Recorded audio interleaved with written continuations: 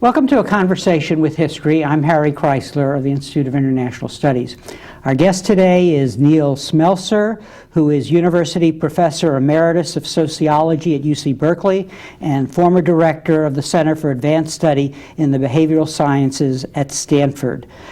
He is a former president of the American Sociological Association, a member of the National Academy of Sciences, and a fellow of the American Academy of Political and Social Sciences. He's the author of 14 books, including The Theory of Collective Behavior.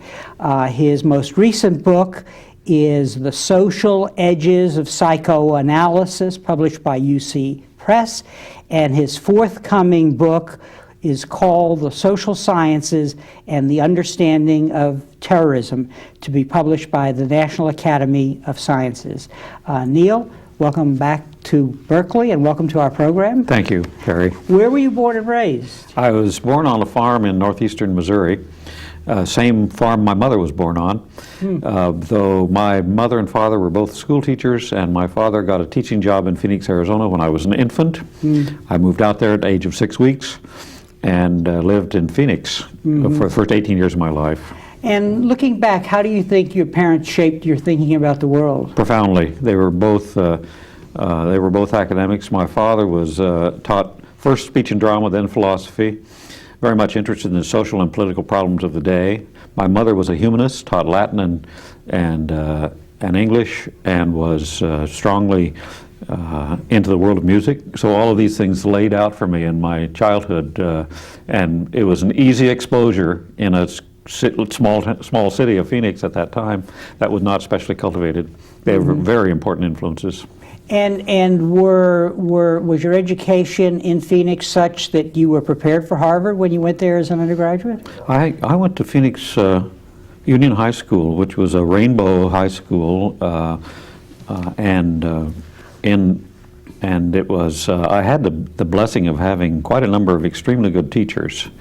And of course I was always exposed, mostly via my father, to a lot of things that you didn't get in high school.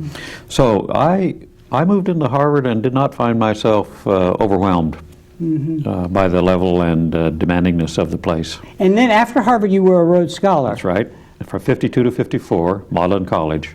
Right, and then back to Harvard for my PhD. For your PhD, where you were also a member of a junior fellow of the Society of Fellows. That's right. I was in Harvard from 54 to 58, and 3 of those years were in the Society of Fellows. I came to Berkeley immediately thereafter. Now, you with this education, you must have had a lot of choices as to what you would go into, and in a minute we're going to talk about your 2 careers as a sociologist and a psychoanalyst. But what led you to social theory?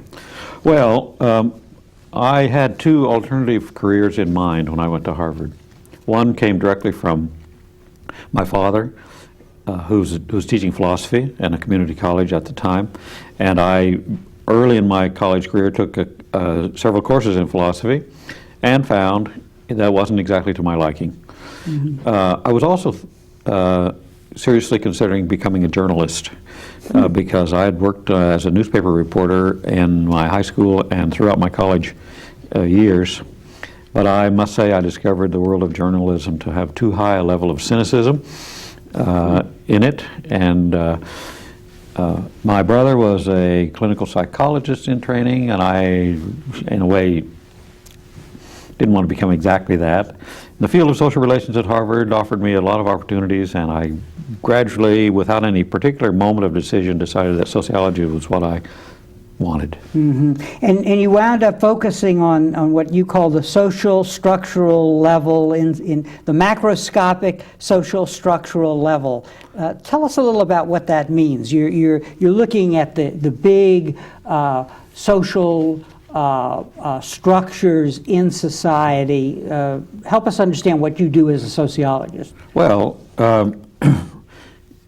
I should only mention by example the kinds of social structures that interested me most in my historical work.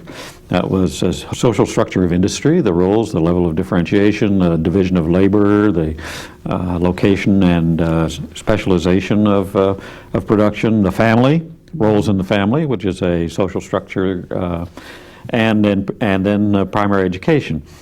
in a way, you can look at that historical work as linking those three structures. Changes in the industrial experience of children put a lot of pressure on the family, or changed the family profoundly if they didn't have children earning money.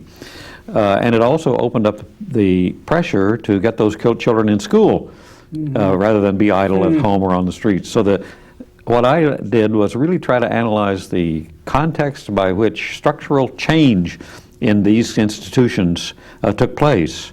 And that's the macro level. I mean, you're not dealing with the person, you're dealing with the larger systems. So in a way, your intellectual odyssey is struggling with one problem, which then suggests the next problem, and you go on to that. It works out that way. It's not a plan. Yeah. But when you work on something persistently, new things come into view, and some of those new things are attractive to you intellectually, and you can take up at least a portion of those in your next project. What are the temperament and skills required for what a sociologist does, and for what you do as a sociologist? Well, I'd say the most important personal characteristic is the capacity to objectify. Practically all the subject matter of sociology is also the subject of ideology and strong personal feelings. Think about religion, think about family, think about work even. These are subjects loaded with meaning and loaded with ideology, and practically everybody has their own theory about them, usually derived from their own experience. What you have to do as a sociologist is to move away from these biographical particularities of your own life and of other people's lives, and to try to take that's what I mean by objectification, to treat these experiences as objects for study rather than swimming through them in your own lifetime. So I guess the simple answer to your question is the objectification of social reality. And where, looking back on your career, what are the sources, the conditions that help us understand your most creative moments, basically? Where does creativity lie? Is it, in part, seeing the elements of a problem embedded in a problem that you've just worked with, or what? I would describe it as a kind of an unfolding process. Perhaps I can illustrate. Later in my career, I decided to go back to the study of Victorian England. My dissertation was on changes in family life in Victorian England, and that was where that impulse to look at education, which was so intimately connected, came from. I didn't get around to education until 30 years later, but it was still there, that kernel of... but anything that's creative about that transition was not an immediate insight. It was an accumulation of changing of directions, of letting the subject matter speak to you, of making new connections that you perhaps didn't even have before in mind. So I would say creativity is not a moment, it's a process. And it's very hard to put your finger on it. I suppose one could mention moments of insight in one's career that turned out to be original and extremely productive, but it doesn't happen that way. It's not a snap of the fingers. It's accumulation of experiences and a gradual falling together of connected elements that makes for creativity. One of your books that we're going to be talking about, which I'm going to show our audience right now, is The Social Edges of Psychoanalysis, published by UC Press. And there are it's a collection of essays that you've written over the lifetime of your career. And I want to pursue some of the issues, but one of the things that you focus on there is academic disciplines, both the constraints of academic disciplines and the opportunities that they pose. You're really in a position to look at your field of sociology and make some general observations about how it's evolved in the time of your career, and what does that tell us about academic disciplines generally? Well, do you want me to comment on sociology, or yeah, sure, that would be in great. particular? Yeah, that'll be good, and then we'll talk about psychoanalysis in a minute. Okay. Well, sociology has, in some sense, not changed very much, in the sense that its two primary and overwhelming preoccupations are, first, the development of some kind of scientific viewpoint and scientific method about the study of society, and second, a reformist impulse that it finds in its very beginnings in the progressive period in the United States. And they form not only the key elements of sociological investigation, but the key points of tension in the field. And in a way, a lot of the history of the field has been battling between these two impulses, the reformist and the scientific, which again calls for much more of this objectivity and distance from the subject matter. The field, as I've experienced it, beginning in the 1950s, was in a period of heavy and high optimism about the promise of social science. This got really dashed in the 60s. Not that people didn't think it was an important thing to do. As a matter of fact, it became much more popular and visible in those times, but it got corralled momentarily, at least, to the reform impulse that was so lively in the 60s and part of the 70s. And since that time, it's kind of settled into a multiplicity of disciplines. I'd say that its fragmentation and differentiation is the key of the last 25 years, and it keeps getting bounced into by various intellectual movements such as feminism, such as postmodernism, and it absorbs some, resists others, and gradually accumulates a new, more complex richness of its own. I think a lot of people think the field doesn't know where it is, and that's in large part because it's accumulated so many different perspectives and never sheds very many of them. Mm-hmm. Let's talk a little about psychoanalysis, because that is a secondary career. Can we say that you majored in sociology and minored in psychoanalysis? What led you to... The culture of Harvard at the time I was an undergraduate and graduate student was really dominated by Freudian psychology. I mean, it was, most of the faculty members were sympathetic to that approach, and many of them had gone through the psychoanalytic training that was available to non-medical personnel. I was drawn into this. I appreciated its strengths, never became a convert, but was very much exposed, and I kind of knew, I think, even at that time, that it was going to be a part of my career, though I didn't want to be going to medical school, and I wasn't sure exactly what it would be. I knew it would be an intellectual part of my life. When I was relatively young, about 30 years, I had a breakup of a marriage and a kind of an accompanying personal crisis, and I decided to seek help, but to seek help in the context of a training analysis, that is to say, a full training of a non-medical practitioner, which was by that time possible. In other words, I took the full training, no inhibitions, and in fact I became licensed as a psychoanalyst in the state of California to practice if I wanted. I haven't followed a full practice. I've been a therapist and a supervisor off and on in different times of my career, but it became, the psychoanalysis was a fundamental personal experience for me and became a permanent part of my intellectual outlook. And at different times, often being asked, but sometimes on my own steam, I would write on subjects that attracted me, which I thought had a potential from the development of depth psychology. And the result is that book of some 15 essays, I think, written over about a 30-year period. Mm-hmm. And let's talk then a little about the temperament and skills required for psychoanalysis. Are they the same or very different? Overlapping. I would say they're overlapping. The capacity for objectification is clearly there. In other words, if you're treating a patient who is highly disturbed or emotional or obviously full of pain, you have to be able to appreciate what that is, but you have to kind of move a step away, combining sympathy with objective efforts to understand. And of course, the big difference is that we were talking about structures earlier. The whole thing about psychoanalysis is the person. In fact, the field is somewhat oblivious to the larger structural arrangements, except insofar as they become grist for the person's psychological dynamics. Mm-hmm.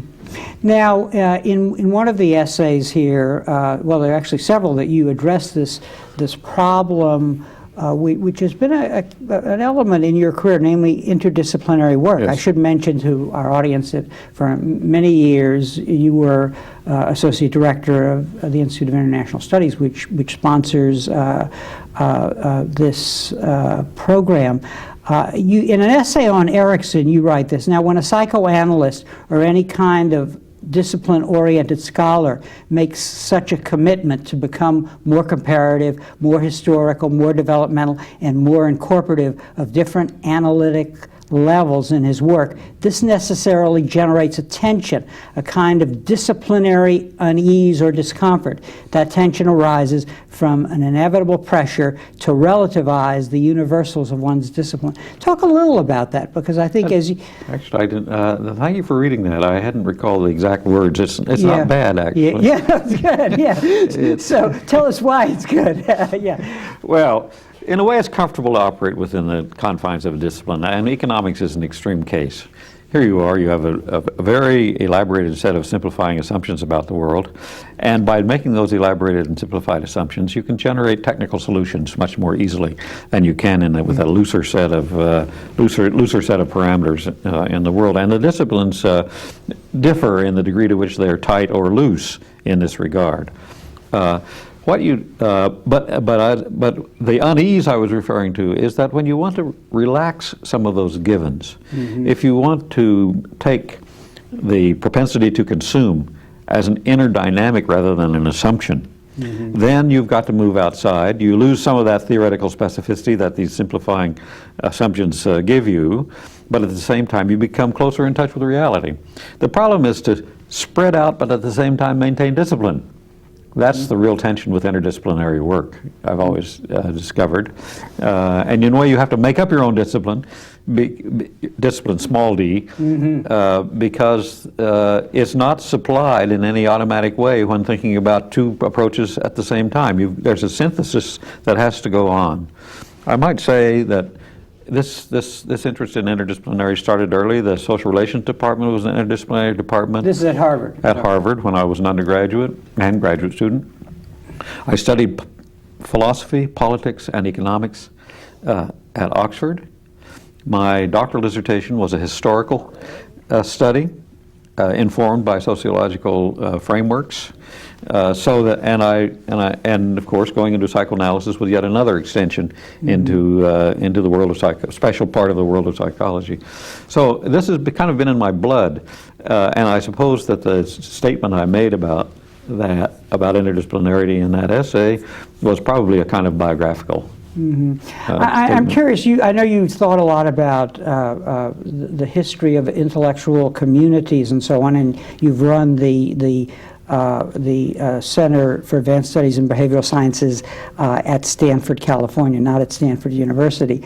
And I'm just curious, what are the kinds of environments that are conducive to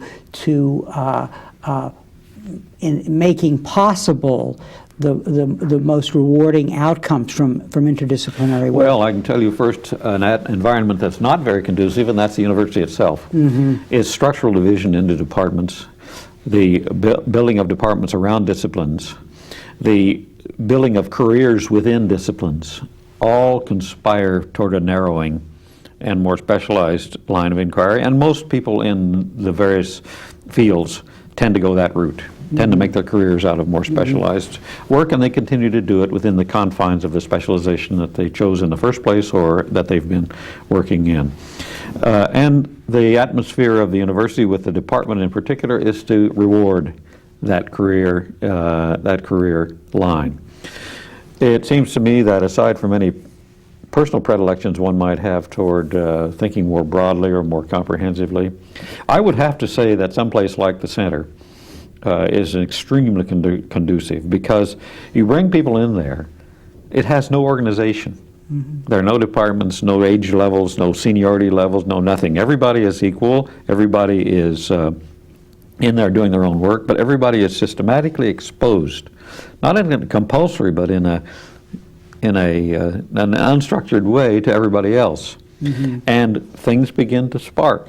And we have had so many testimonies in the reports and the follow-ups of the scholars who went to the center of contacts they made, friends they established, intellectual influences on them outside their own field, which changed their work, sometimes in minor but sometimes in major ways. I think to introduce people into an unstructured situation of that sort probably leads to a kind of encouragement of destructuring their own thinking. I realize this is a kind of biographical statement, and I could probably think of other kinds of settings. The Society Fellows was a similar kind of experience, because people came from everywhere, and you necessarily, just through personal interaction, got exposed to their viewpoints.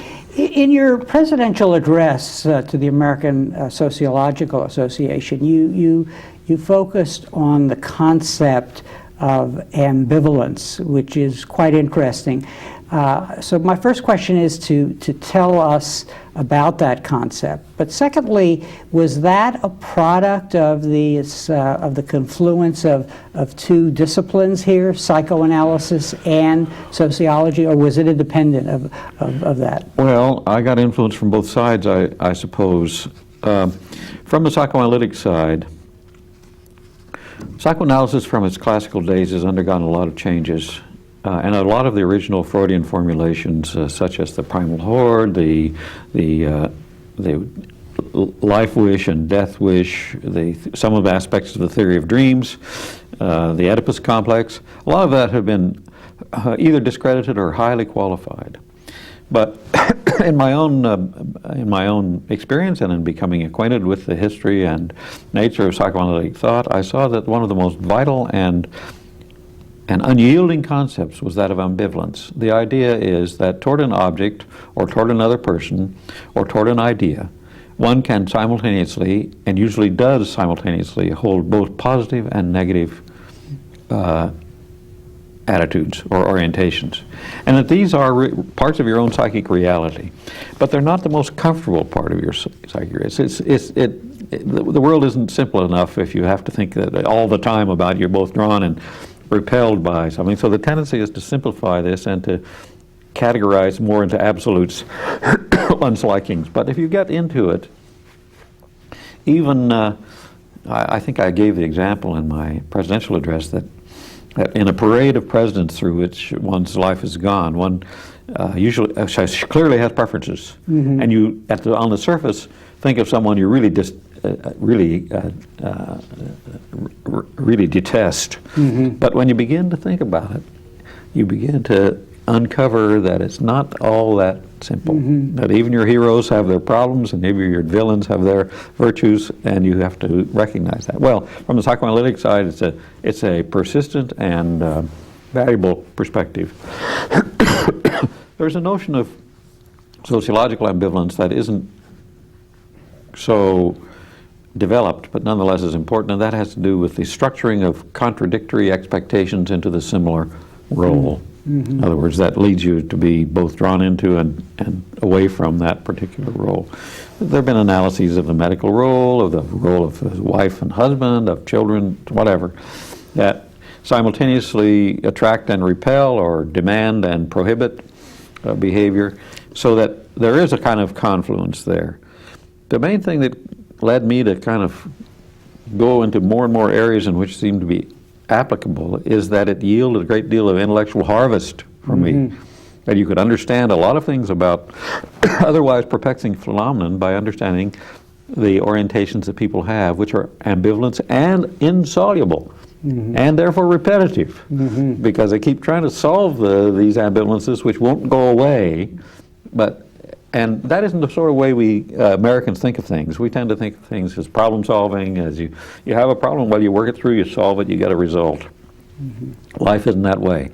Life is a constant struggle over the same battles that you've been fighting all your life. And this notion offers a nice balance to the social sciences, where there's really has been a heavy emphasis on what is called rational choice theory, where these kinds of issues are put aside. This was the starting point of my presidential address, was to take economic theory of rationality, which was univalent, utility.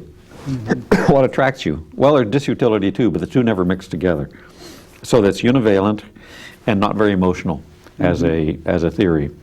I took this as a starting point of the limitations and said, well, look, there are types of situations in which that kind of rationality seems to apply, and that means mainly the institutionalization of choice. But when you get the institutionalization of relationships that are in which you have no choice, in which you're dependent, that's where ambivalence thrives. You're in them and you can't get out of them. I mean, these, of course, a parent-child relationship, and many, many others we could identify. And this, to me, led me to insights on a whole wide range of phenomena that I think are otherwise not connected except by this idea that they run on ambivalence. Is it fair to say that ambivalence has intrigued you as a scholar all along, because there is in your work a remarkable capacity to see all sides of issues and to attempt to synthesize them and integrate them? Yes, that was in my work earlier before I even got acquainted with psychoanalysis. Yeah. This partially accepting and partly rejecting the standard formulations and explanations of things, that's ambivalence at work. Mm-hmm. And the word actually shows up in some of my early work, which I didn't realize until I went back and took a look, that was there. I often start off a book by indicating that ambivalence is what really drives us. Even in my methodological book on comparative analysis, I started out about the ambivalence toward the different, toward what's different from us. And that's what holds back a lot of objective comparative analysis. The other is always a subject of ambivalence. But that sort of came out. I didn't plot it out as a result of some formal training. But I guess it's kind of the story of my life. Mm-hmm. Let's talk a little about cultural trauma. One of the, in preparation for this interview, I read, at your suggestion, an essay on cultural trauma, which I guess was written at about the time of 9/11. So let's do this. Let's say, help us understand the event of 9/11 as a cultural trauma, drawing on insights that might come from your sociology background, but then on the other hand from your background in psychoanalysis. Well, the idea of social trauma or cultural trauma has come into the literature in the past 10 or 15 years via history, psychology, anthropology, sociology, not so much political science and economics, but maybe political science to some degree. The idea is that certain historical events are so profound in their cultural and personal impact that they develop the features that resemble psychological trauma. Namely, that they're permanently unsettling, that you can't forget about them, even if you try to forget about them. There's a kind of compulsive need to relive and re-experience. Cultural traumas are mainly negative, but not exclusively so. And I'd been working with a number of scholars at the center in the 3 years before 9/11. And our project was the nature of cultural trauma. And we focused comparatively and theoretically on events such as the Holocaust, the transformation of life in Eastern Europe through pre-communist, communist, post-communist, American slavery, things of this sort. And when 9/11 came along, in a way I was quite poised to identify these very elements which 9/11 manifested. I wrote the essay 4 months after 9/11, and it seemed to me to have all the earmarks of what we had kind of identified as cultural trauma. And the essay is to explore the strengths and limitations of that concept to describe 9/11. Now, in one element of the formulation you come up with, which I think is very interesting, is you say something like every effort to establish a cultural trauma is a contested process. And when one thinks about 9/11, sometimes hidden from view was the fight as to how we will define it and what we will do in response to it. And I think that's a kind of very interesting point. Part of the collective memory. Yeah. Is who owns it. Yeah. And of course you see the parties, the Republicans are claiming they own it, and are responsible for responding to it, and it's their property and it's their political property, and it should be remembered in certain ways and not in other ways. Just like Pearl Harbor should be remembered as a sneak attack on the United States, and to forget about the fact that it was impartially provoked. These are the kinds of contests, and of course collective memory of traumatic events becomes a commodity over which people fight and over which they generate their own positions. The memory of the Hiroshima and Nagasaki is such an example. That's a kind of trauma, right? And if you look at American politics, you see different groups jockeying over how that should be remembered. Veterans groups, peace groups, whatever, and you can't really, Enola Gay, controversy, whatever, that's what I mean by contestation. And we see it in relatively more smaller areas. I wouldn't call the replacement of the World Towers as small, but nonetheless, that's been totally a contest as to exactly how we should remember this event. And that's really pretty much how we understand aftermath of all traumas, the French Revolution, the Holocaust, just name it, you find it becomes a point of contest in contemporary politics over the meaning of history and over the meaning of memory. This collection that you've done for UC Press, and I will show it again, The Social Edges of Psychoanalysis. A number of the essays were written early in your career, and it was remarkable the extent to which they resonate with the issues we're going through right now. One essay in particular was called The Problem of Evil, I think, and in which and I think the article was written in response to the My Lai massacres, or yes, at that time. Talk a little about that, because is that one of the rewarding things of the work that you do, is that because your analysis of the macrostructural level, you're really laying out the elements of the puzzle in such a way that when we turn back to that puzzle and act as if it wasn't addressed, in fact it was. Absolutely. The ingredients repeat themselves, and I suppose there's a certain perverse joy that a social scientist gets in seeing the world repeat itself, even though it is not always pretty, what you see repeating. In this essay, this is not bragging, it's just a fact, in this essay on the cultural trauma, there are 2 paragraphs in there in which I predict what happened with respect to American unilateralism. Well, you talk about the Lone Ranger, and yes. And also exactly how frail the balance between the balance of unilateralism is given the world situation and given our own cultural predispositions to initiating aggression. And it has unfolded. I don't take any particular pride in being a prognostic predictor or a seer in this regard, but you just bring together what's known about past conflicts and what the ingredients that appear are. It becomes evident that these things are not entirely novel. You actually, in this essay, and I think it's very fair to say that you're remarkable in this essay in objectifying, which is what you chose as your career code. In laying out the problem of evil, and let's say that evil is on the other side, which and you say how you pose these questions: how is evil legitimated? How is it authorized? How are people mobilized to do evil?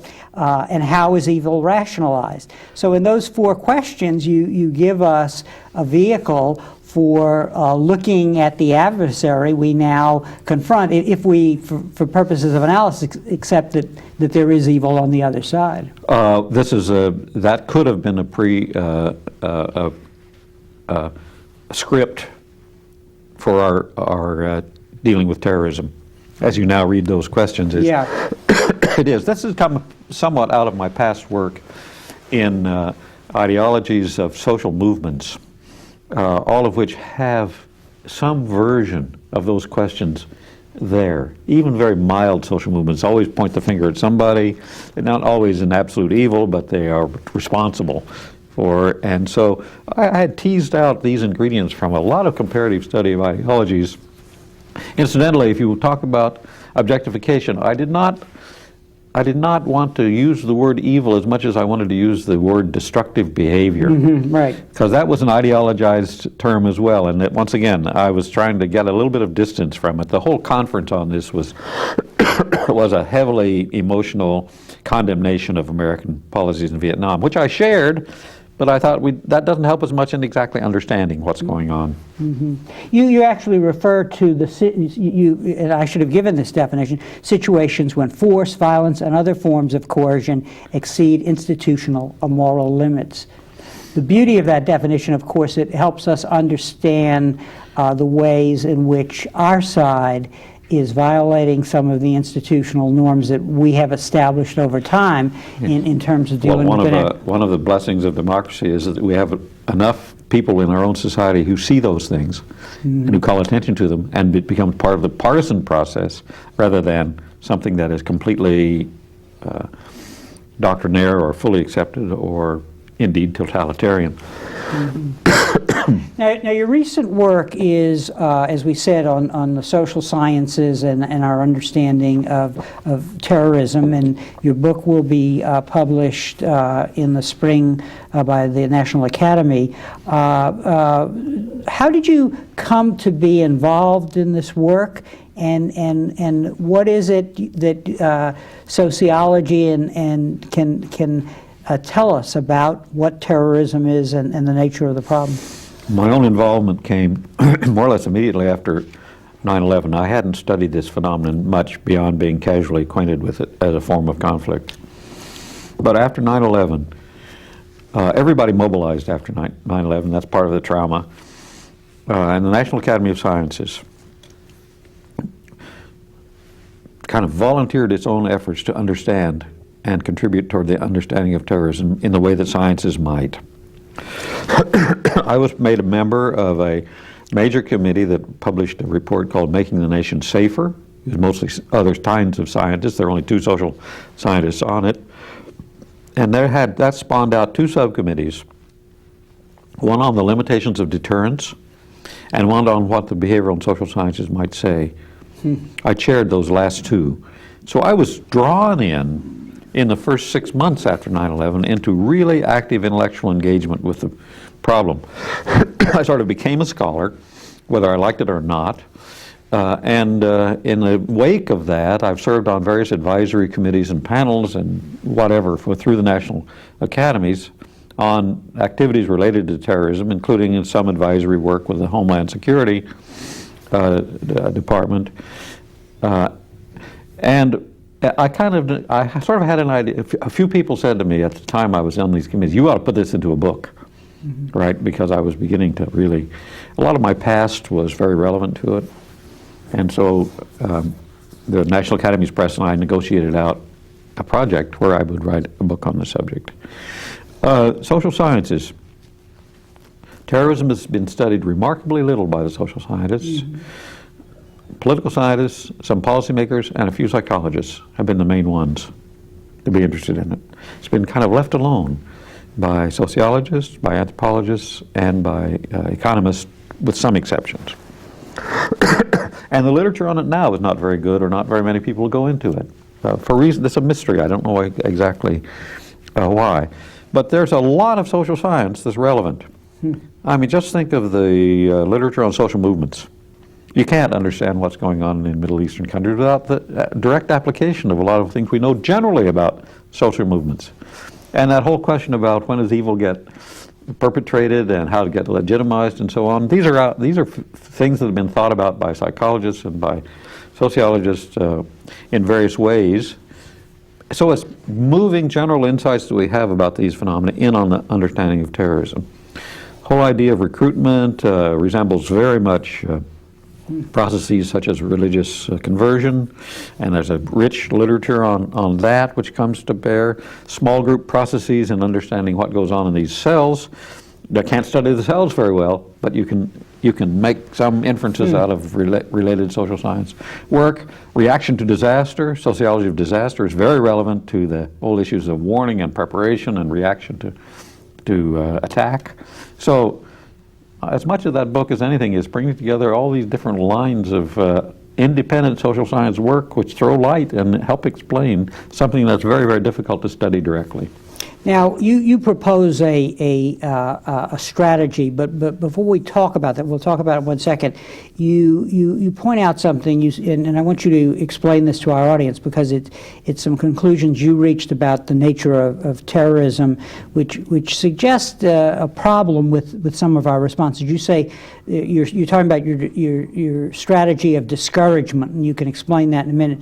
You say this strategy recognizes the contingent, long-term, probabilistic, and never foolproof problem that we're dealing with, and then it recognizes the need for a multiplicity of adaptive strategies. So terrorism, you're saying, is something that's not going to go away. That's precisely correct. And furthermore, terrorism is not as we, as a nation under attack, and as heritage, an American heritage, have defined it. We have tended to define it in moralistic terms and as instrumental terms. That the problem will be solved, a war will be won, right? And we're the good guys. And we're the good guy, that's the moralistic side, and then the war to be won is the instrumental side. I have a little catchphrase in my preface to that book that refers to this mentality as gadgets, game theory, and goodness as constraining our response to terrorism, which doesn't recognize it for what it is. I mean, it's contingent, it's long-term, it's organized in such a way it can't be settled by conventional wartime measures. It is as likely we can't influence many of the conditions that give rise to it. And it is a method which defies our conventional way of dealing with force and violence in our midst. Police powers are not exactly right. Armies are certainly not the right way to go after it. And so we need invention, and we also need to recognize that because it is got there's so many multiple causes that go into the process. And earlier in the book, I try to analyze the kind of cumulative determinants that eventuate in the terrorist inclined group. And my positive strategy comes out of the idea that you can't solve this problem once and for all. You've got to scratch at it in its many manifestations, and in that way discourage it, not prevent it, and not beat it in a war, and not. It's a kind of a combination I explained of a theory of containment and a theory of deterrence put together, but in a very new rationale. And your list includes you modify the conditions of terrorism, you attack terrorism at its source, assembling reliable intelligence, you stop the flow of resources, you discredit their ideologies, you diminish support groups, you monitor movement of people and weapons at the border, and you harden potential you harden potential targets, basically. Is this? Do you think there's an audience for this in Washington? The audience, the toughest way to get that message through, which says you're confronted with a granite rock, and the way you get that granite rock is you scratch at it, and you're lucky if you find a place you can hold on to or chip away at. This is so far from the dominant mentality. I don't think it'll be listened to. I think it's sensible, and I think it's right. I think it respects the nature of the beast, right? And it's not especially dramatic. It's not terribly sexy. It doesn't say, here's a problem, we're going to eradicate it. We're going to either destroy it or cure it. That's the mentalities that are all around. And so I expect this book, I modestly say the book is very sensible. But sensibility is not the major orientation that almost all contending parties in the terrorism arena share. It's one of these, it's an area, it's very threatening, it makes for non-sensible solutions, and unfortunately the ineffectiveness that we've seen in dealing with terrorism reflects that. The confusion. In your last chapter, you were looking at the United States and its place in the world as a constraint, actually, on the process of moving toward more sensible policies, if that's a fair restatement of what you're saying. But I want to focus on this notion because you really see a very important ambivalence on our part in the way we deal with the world, because we have so much economic power and so much military and to a lesser extent some compelling ideas, ideological ideas, which culture.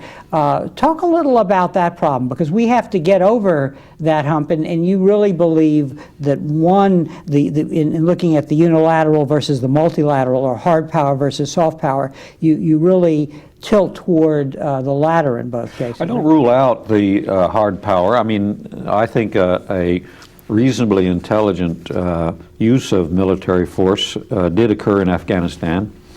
We somewhat botched it up afterwards, but nonetheless, here was a case where there was a terrorist base in a nation run by a national group, and we were getting at it, right? And so that I do not argue against military interventions, though I argue strongly about how selective they have to be and how targeted they have to be, and that war is not a very good weapon against them.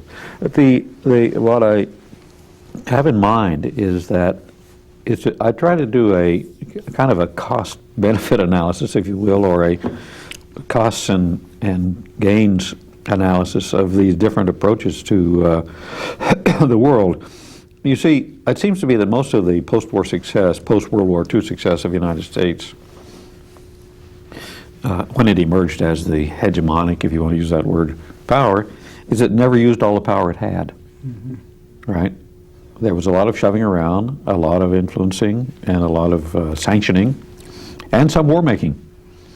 But the triumphs of the recovery of post-war Europe, of the maintenance of a basically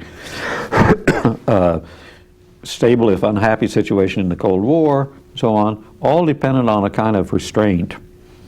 And that's tough in a society that is so strong and in a country that is so powerful in all the ways we mentioned, that you're tempted to just muscle through because you can, right? And that's particularly true of war. We're the champion war makers and unchallengeable by conventional war at the present time. Tendencies to take that literally and to muscle the world around. Well, the world isn't that simple. And the costs that I tried to fix on that, both international and domestic, are such that you simply have to come up with a much more contingent view of how we work to solve these intractable problems in the world.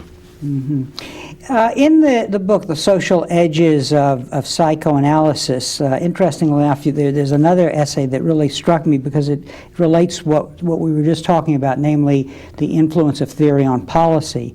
And you say this, let me quote you, "Yet neither psychoanalysis nor sociology in uncovering such irritating and pressing knowledge, that is, revealing the truths, the structures hidden both in the mind and in society.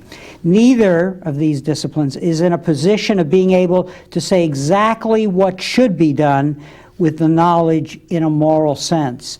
So there is a point at which these are not, work like yours is not necessarily a formula, I guess, for how we should act in the world in an era of terrorism, but rather a statement that seeks to lay out all the structures in place. Is that fair? I conclude the final chapter of the book, if you remember, by saying what is absolutely essential is to recognize these realities, and that any benefit that we can contribute is enlightenment, not specific solutions.